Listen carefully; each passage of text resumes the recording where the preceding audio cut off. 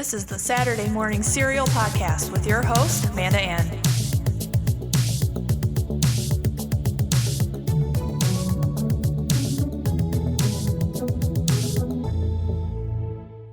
Hello, everyone, and welcome to a magical episode of Saturday Morning Serial. I'm Amanda Ann, and today I am so excited to talk about the Disney parks and my experiences. This week, I was supposed to be at Walt Disney World, but with the pandemic still ongoing and some family obligations, we rescheduled for October. So just recently, even though the Mickey's Not So Scary Halloween party isn't coming back, there is a new after-hours event that I'm really looking forward to attending. It's called Boo Bash. So, a brief history for those of my listeners that may not be too familiar with the Disney parks. Walt Disney was the founder of, well, all things Disney. He is such a genius when it comes to animation, storytelling, and overall entertainment for all ages, with these characters like Mickey, Minnie, Donald, Goofy, Pluto, and Daisy.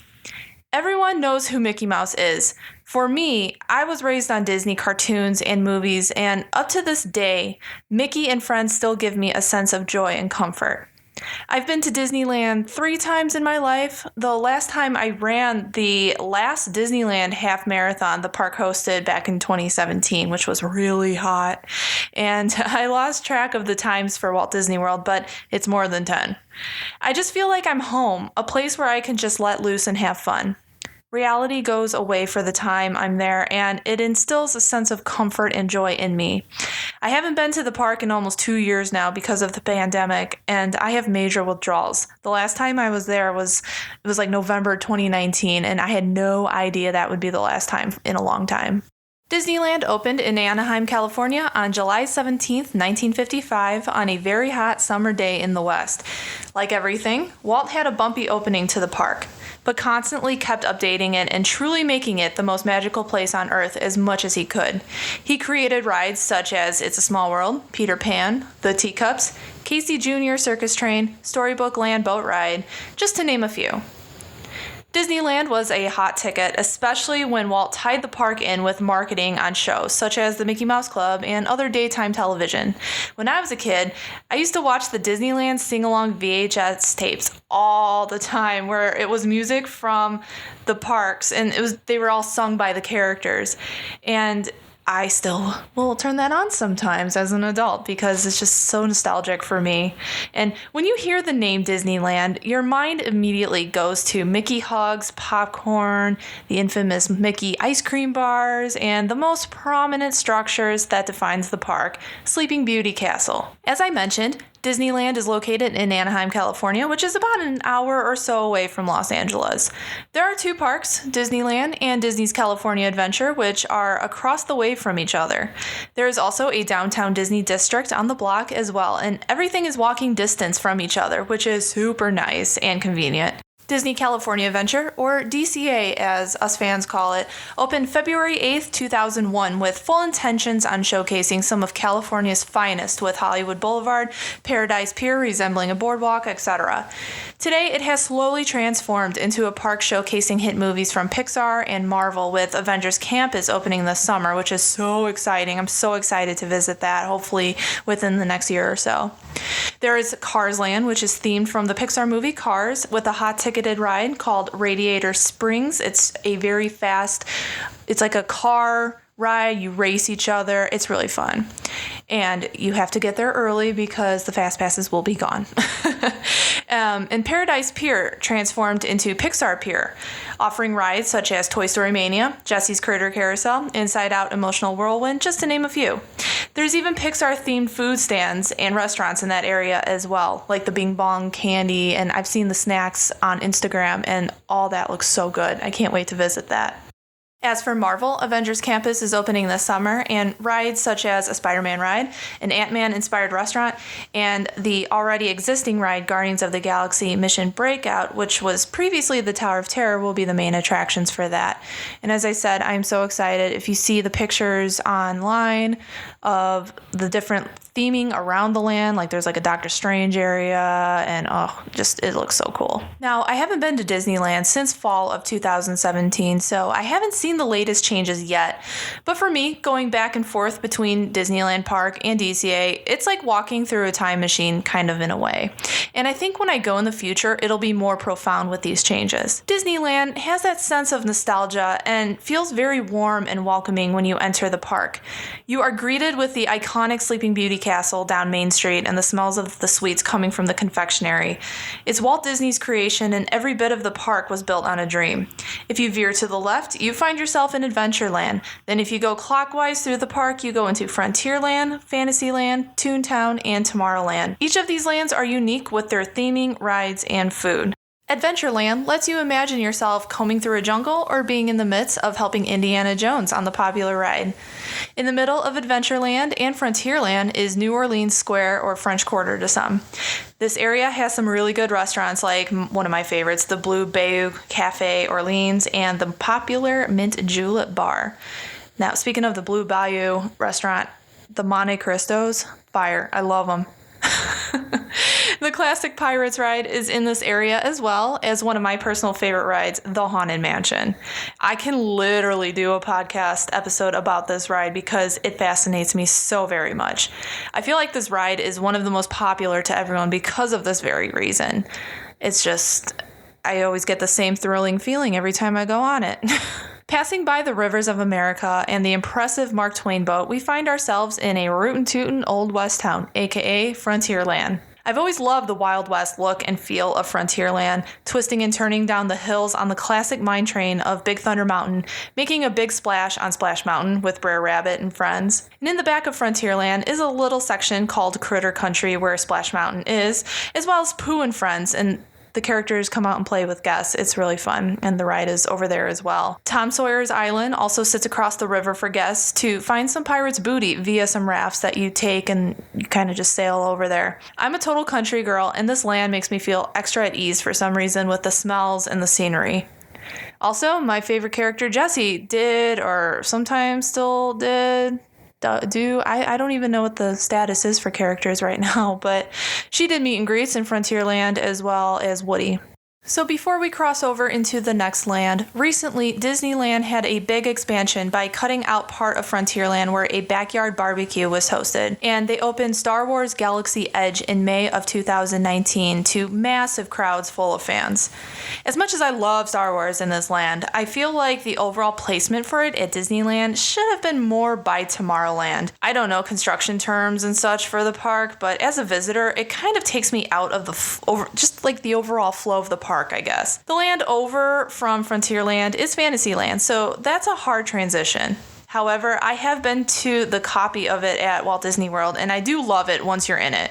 You are greeted by Stormtroopers, the Millennium Falcon, which houses a ride called Smuggler's Run, and many different cruisers, ships, droids, and space cuisines. I will touch more upon that when I talk about Walt Disney World. Star Wars Galaxy's Edge a little later, but let me ask you this. Are you team green milk or are you team blue milk?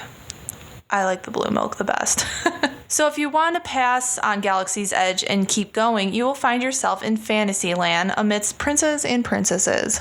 Fantasyland is where you can twirl around the castle and meet your favorite princesses, ride on King Arthur carousel, fly with Peter Pan, immerse yourself in Disney classic stories on a boat ride, take a spin on the teacups, or fly through the air with Dumbo, and end with taking a ride on the happiest boat to sail around the world on It's a Small World. As you can probably tell, there are many things to do in Fantasyland, and each ride is a classic Disney attraction. Take Small World, for example. You either love it or you're annoyed by the music. But the song is symbolical in popular culture. Whether you have ridden the ride or not in your life, you still know where the song is from. You have to ride Small World at least once on a trip. That's just me, though. In the back of Fantasyland, you will find a tunnel with the word Toontown on top of it. This leads into an area housing Mickey, Minnie, Donald, and Goofy. This area is super cute for photo ops with the characters and just all around with the buildings and such. If you have kids, it's great to, take their pictures in front of Mickey's house, all that fun stuff. So passing by the classic bobsled ride, the Matterhorn, we make our way to our last land, which is Tomorrowland. And side note, for the Matterhorn, it is very bumpy and you will get wet. There's like lines it breaks off where you can get wet or you won't get wet. But as an adult, I have a hard time with the Matterhorn because it is just very bumpy and rough, especially on the back. Tomorrowland is home to the very popular, probably the most well-known Disney roller coaster, Space Mountain. However, it has been refurbished at Disneyland, and it's better than ever. And they actually had it was like Hyperspace Mountain, which was Star Wars themed. I don't think that's there anymore, but overall, the ride is very smooth, and it's a lot better. I've seen pictures of it as it was before, and if it's anything like Walt Disney World was, But also in Tomorrowland, you can find the submarine ride with Nemo and friends, take a spin around the park on the classic monorail, help Buzz defeat Zurg on the Buzz Lightyear Astro Blasters ride, and ride the classic Star Wars attraction, the OG Star Wars ride, Star Tours. See, this is what I mean by putting Galaxy's Edge over by Tomorrowland, because the Star Wars launch bay is here as well, where you can meet Vader and Chewie. Tomorrowland, in my opinion, is the most popular land that can fill up fast. The Astro Orbiter ride is iconic because it greets people into the land, and you just get immersed in the look and feel of space and futuristic endeavors. Disneyland Park offers lots of shopping and dining, especially along Main Street. Carnation Cafe is very good, as well as catching a character breakfast at the Plaza Inn. The Disneyland Railroad travels around the park as well, and it's nice to kick back and enjoy the scenery. Overall, Disneyland Park is such a laid-back, historical, magical place, and I love it so much. Outside of the park is Downtown Disney, which holds tons of different stores and dining opportunities, especially the massive World of Disney store. On the west side of the property sits the Disneyland Hotel, where guests can stay as well as dine at Goofy's Kitchen, which is a character buffet and honestly one of my all-time favorite Disney dining places. The food was great, service was amazing, and I can't speak highly enough of it. There are other Disneyland property resorts such as the Paradise Pier Hotel and the Grand Californian, and they are right on property as well, and you can just skip over to the parks. The Grand Californian is very nice. I actually stayed there with my friends, and I just loved it, and it's very convenient. It's right there, and if you go and have some drinks at Trader Sam's, you can stumble back to your room just fine. If you know, you know. Also, I do recommend the Hilton down the street as well. It's about a 10-minute walk, and that's where me and Mike stay at the majority of time, and it's a very pretty hotel. It actually does have a nice Disney feel to it as well. Disneyland has a very local feeling to it, and you can tell it's a true California staple. The locals there are laid back and so much fun to interact with. I always thought Disneyland was its own city of sorts, but it's literally just a few blocks on the streets of Anaheim. You look down when riding the Ferris wheel at DCA and you see an IHOP across the street, which my primary destination is Walt Disney World. That's a little different for me.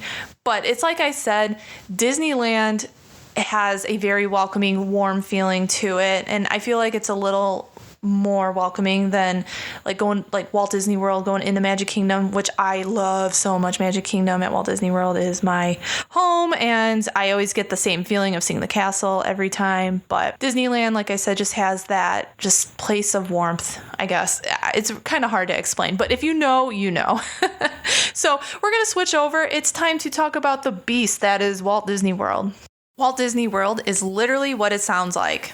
It's its own area in Florida, and once you're there, you're surrounded by Disney.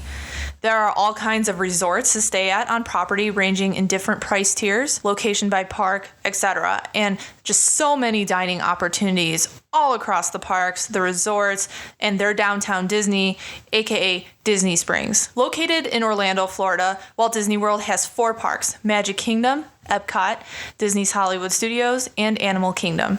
They have 2 water parks, Blizzard Beach and Typhoon Lagoon, and they have an ESPN Worldwide Sports, where they host sporting events and different teams throughout. I know sometimes there's baseball games, whatever, and they air it on ESPN. When people think of Walt Disney World, they envision Magic Kingdom, home to the massive 4-story high Cinderella Castle. This castle is the focal point of Disney World, and it's used in so much marketing material. Magic Magic Kingdom is a carbon copy of Disneyland Park in California. Walt Disney wanted a place such as Walt Disney World in Florida to enter a realm of storytelling, just leaving the outside world totally behind you. And sadly, he did pass away before the opening of Magic Kingdom on October 1st, 1971. True, Magic Kingdom is literally Disneyland, but it's bigger and more open than its counterpart on the West Coast. At least I feel like things are spaced out a little more and the lands are separated better. There are the same classic attractions such as Space Mountain, Small World, Peter Pan, etc., but also some newer ones such as the People Mover, Monsters Inc. Laugh Floor in Tomorrowland, which I think it closed, but now I think it's opening again. I don't know the story on that. The Magic Carpets and Aladdin-themed areas in Adventureland, an area called Liberty Square in between Frontierland and Fantasyland where Haunted Mansion resides, and a section in Fantasyland called New Fantasyland that has attractions such as the Seven Dwarfs Mine Train, Gaston's Tavern, Ariel's Grotto, and the popular Be Our Guest restaurant where you can dine with the Beast. You can also see Beast's Castle as well up on a little hill, so that's really cool. It feels like you're actually going into the castle and having it, like, Be Our Guest is okay. The food's okay, but I really do like the scenery inside the restaurant. You feel like you're inside, the snow is falling, and overall, it's really fun. This new area took over the space where Toontown once was, and Walt Disney World does not have Toontown anymore because of the new Fantasyland expansion. Now, the way to get to Magic Kingdom is either taking a resort bus that drops you off at the gate, or if you drive and park or stay at one of the Magic Kingdom area resorts, you can take the monorail or the ferry.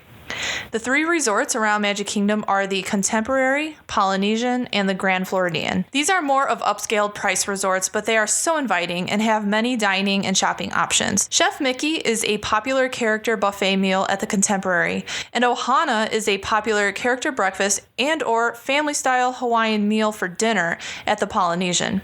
The Grand Floridian is as grand as it sounds. It's a popular wedding venue, and you just feel like royalty walking into the resort, walking down those stairs, and they also do have a really good character breakfast that I highly recommend as well.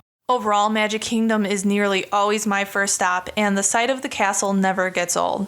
It takes all your worries away, even if it's just for a brief second.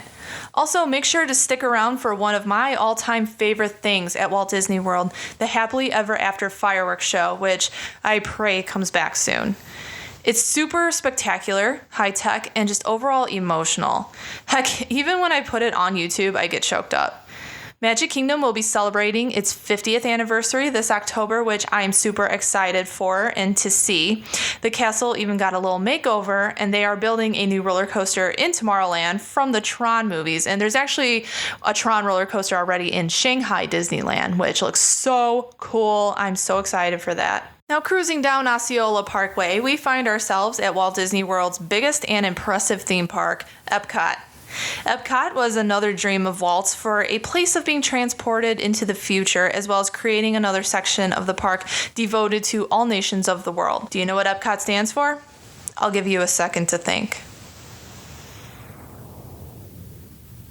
All right, do you know? It's Experimental Prototype Community of Tomorrow, which, according to Walt Disney, quote, is an utopian city of the future, interchanging city and community. Epcot is just that. You enter and are welcomed by the enormous sphere that is the Spaceship Earth attraction and the center of Future World. Some can argue it's a giant golf ball. At least that's what I used to call it as a kid. To the left, you will find Mission Space and Test Track, which are two very thrilling rides. Test Track is actually comparable to the Radiator Springs ride at Disneyland at Cars Land. To the right, you will find yourself either in the Land or the Living Seas. The Land houses dining and attractions such as the popular ride and one of my favorites, Soarin', as well as an informative ride called Living with the Land, and that ride is actually pretty cool. You learn about the food and the kind of things they put together for your meals at the property, so definitely check that out. The Land smells so good all the time, and walking down a ways, you will find yourself at Living with the Seas that has a Finding Nemo ride, an aquarium, and other fun under-the-sea attractions and dining. Now, I do want to give you a side note. Your Epcot visit must be planned in advance. You might not even hit the whole park in one day if you don't have a plan. You will be walking a lot, so make sure you wear comfortable shoes, and some parts of the park can get hot and crowded. All the rides and attractions are popular, so make sure you make a list of the ones you want to hit up the most. The earlier you get to the park, the better. I always try to knock out the rides in Future World at park opening before hitting up World Showcase, which that usually opens like an hour or two after the park opens. If you want any more tips and tricks of either of the parks, please message me and I'll help you out. Trust me, I'm thinking sometimes of becoming one of those vacation planners. I don't know, I'm thinking about it. World Showcase is where all the countries are at. Make sure you come here with an empty belly because you will want to try every type of food you can find. World Showcase features 11 countries such as Mexico, Norway, China, Germany, America, Japan, Morocco, Italy, France, Canada, and the UK. Just not in that order. And I'm really shocked that I was able to name all those just like that. In each of these countries, they offer dining and shopping that are genuine to that country. My personal favorites are Japan. I like the hibachi restaurant they have there, and I like their gift shop. It's got like all like Nintendo products and just like genuine Japanese culture, like, I don't know, chopsticks and little bowls and, you know, just little things you can find, and they're just really interesting to me. But I also really like the German buffet. It's called Beer Garden as well. Also, one of my favorite attractions sits in the nook of the Mexico Pavilion, the Three Caballeros ride featuring Donald Duck. Not a lot of people know about this ride, so it's usually not a long wait.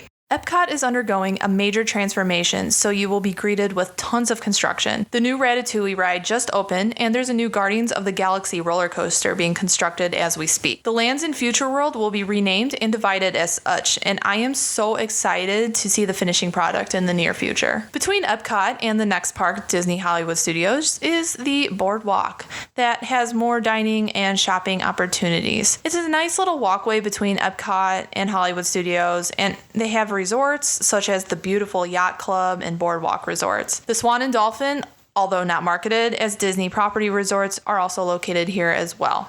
Now to my favorite park, Disney's Hollywood Studios, or formerly known as MGM. This park resembles Disney's California Adventure at Disneyland in a way because it pays tribute to the spirit of Hollywood. There are backlots behind the park that are used, I don't know if they still are being used, to film shows, movies, commercials, as well as they pay homage to oldies such as the Twilight Zone, which has the Tower of Terror ride. And so there used to be a ride there called the Great Movie Ride that was transformed into now Mickey's Runaway Railroad. But that movie also gave homage to like The Wizard of Oz, Gone with the Wind, those kind of movies. There is also a Muppets area. It has a 4D Muppets show experience. It's called Muppet Vision. And there's, you know, a cute little Miss Piggy fountain out front. And, you know, I feel bad because the Muppets are just so fun and they should be recognized more. But I feel like that part of the park just keeps getting smaller and smaller. Over the years, this park has had quite the transformation. As Pixar and Toy Story became popular, they added a Pixar place that had the very popular ride Toy Story Mania, as well as a meet and greet area with Buzz and Woody. There was also a section in the back of the park called the Streets of America that it was kind of like an illusion of the New York City skyline, San Francisco, etc., and also had attractions such as the Backlot Tour and the Stunt Show. All of these things have since been taken out and replaced by either Toy Story Land and the new Star Wars Galaxy's Edge. This park has thrill rides that draw in so many guests, and I highly recommend getting here early to get on the ones you want. Aerosmith's Rock and Roller Coaster, Tower of Terror, Slinky Dog Dash, Toy Story Mania, and Smuggler's Run quickly rack up long wait times.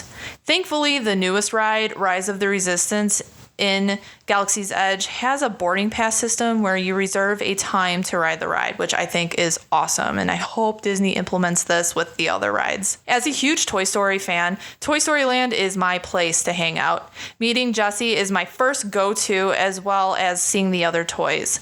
I also love the dining options at this park, especially 50's Primetime Cafe, which is centered around kind of like an old-time family diner. It's got like a storyline when you walk in. All the waiters call you cousin, and they lay down the law of no elbows on the table, you gotta eat your veggies, and no phones. It's all in good fun. The last of the 4 parks is Animal Kingdom. For me, Animal Kingdom has been a half-day park, but with the opening of Pandora in 2017, the park has many fun attractions and dining options.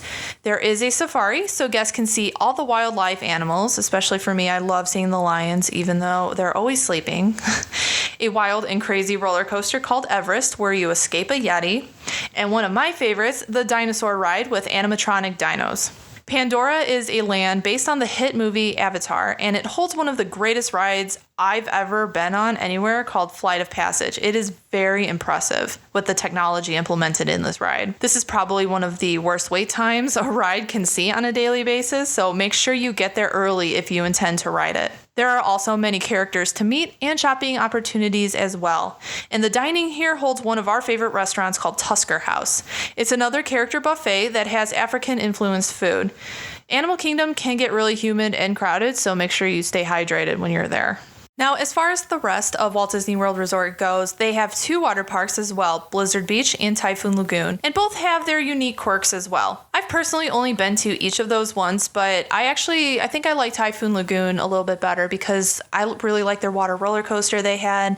They had a sweet wave pool. Blizzard Beach, though, they have this really tall slide that you go down, and I braved it, but I don't think I'm going to go on that again. But you can meet Goofy at Blizzard Beach, and I think you can meet Stitch at Typhoon Lagoon. It was either Lilo or Stitch. Anyway. Also, Disney Springs is so much fun to visit. There's unique stores such as the Coca-Cola store, the World of Disney, and they just opened a M&M World store.